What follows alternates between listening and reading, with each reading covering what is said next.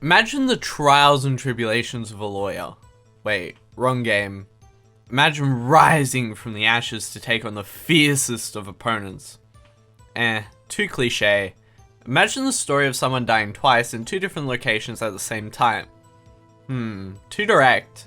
Whatever, roll the opener. Objection!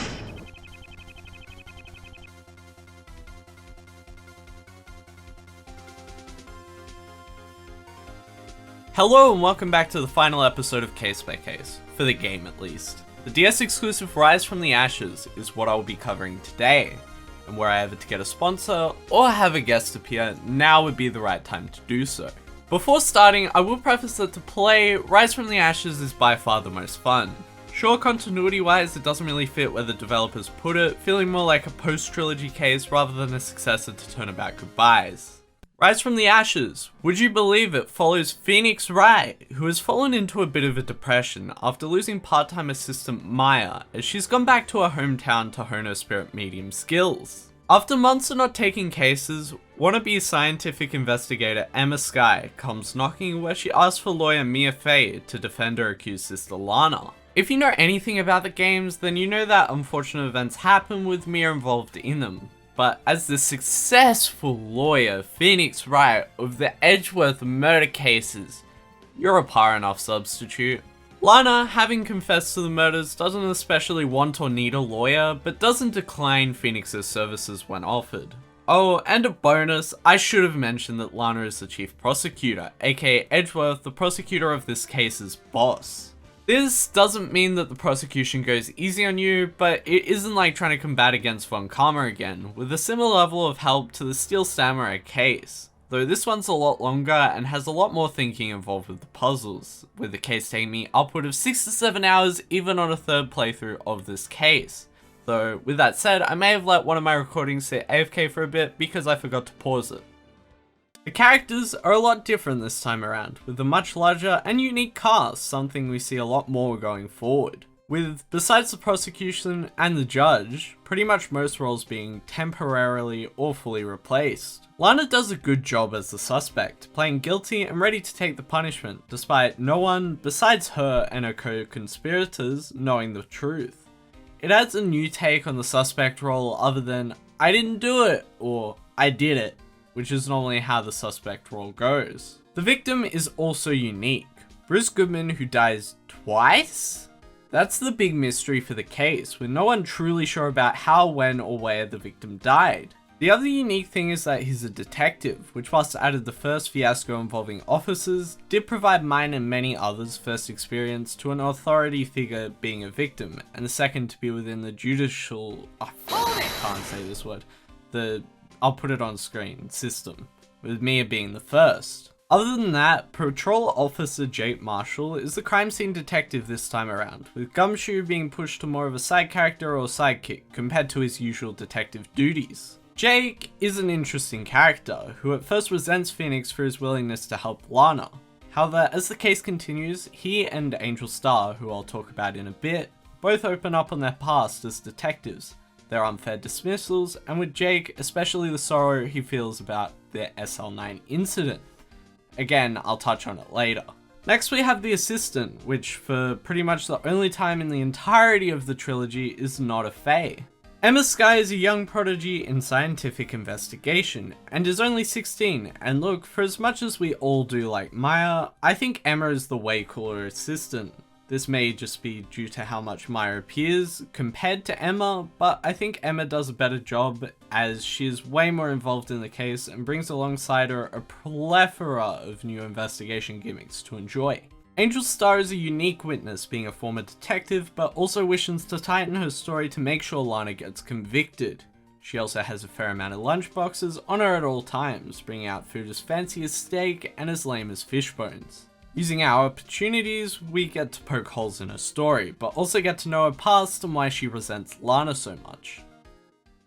The investigation in this case is pretty much only comparable to the final of the trilogy, with many areas and ideas packed into these pockets of gameplay in between the trials. This includes the introduction of some new scientific ways to explore the scenes, with luminal testing spray for looking for blood, and the tool used to dust for fingerprints, adding a new layer of mystery and complexity to the investigations, which we only see done in a total of 3 cases for the series. There is this one, but also the first and last case from Apollo Justice Ace Attorney. Also forgot about the investigation game side series, but for the main series it's just these 3. On top of this, when they brought out the 3DS games, instead of bringing back these fun gimmicks, for the 3DS games they shower us in dumb gimmicks for the trials, which I think personally make them worse. For example, there's Athena's emotion thingy, Apollo's ring, and the dance showing the moment of one's death.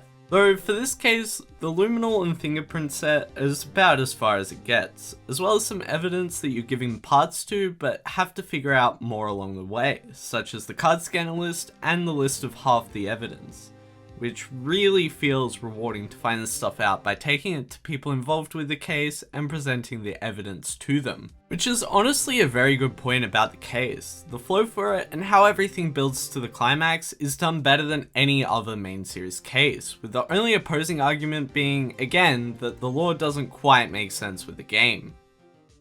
Let's talk about that for a bit, shall we? For a good part of the Ace Attorney lore, the cases are played in chronological order, with there being a few flashback cases, and the first and second cases in Justice for All are flipped chronologically.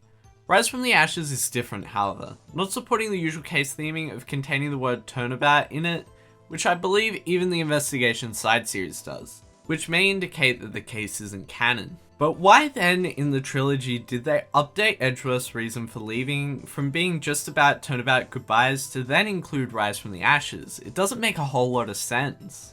The live action movie only included up until the DL6 incident, so we can't see whether it was canon there, and the anime omits the case completely, instead choosing to include a non-playable original case in its episodes. This also affects the lore, as Edgeworth is the prosecutor we know him as in the later games after he is said to have found himself, but he hasn't found himself yet, and this case comes months after the Turnabout Goodbyes incident, which just complicates this whole issue further.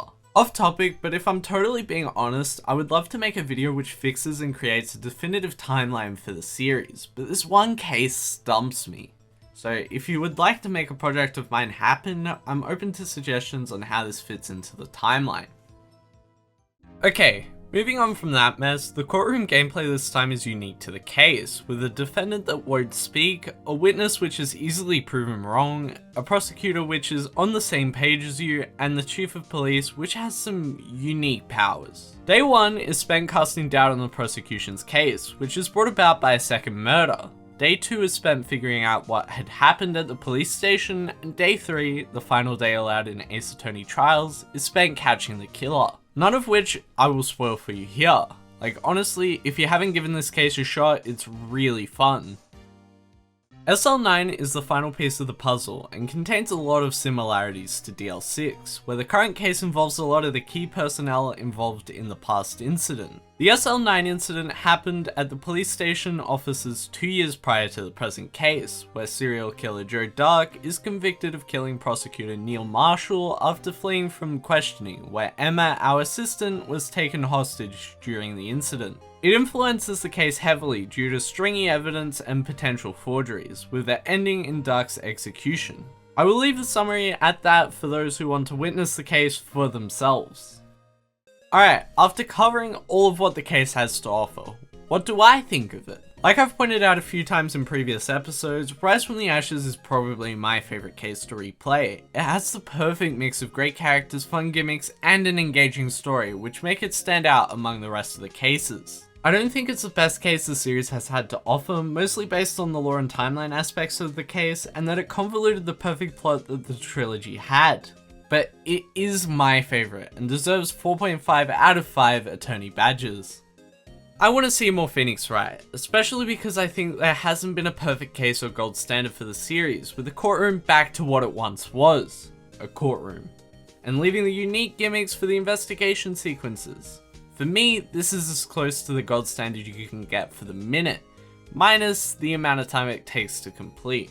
but it shows what can be done with the series, and even 20 odd years on. It gives me hope for the series going forward, and who knows, maybe with the amount of games we're getting ported at the moment, maybe we'll see a new game alongside these too.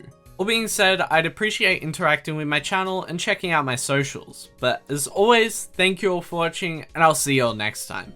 Bye!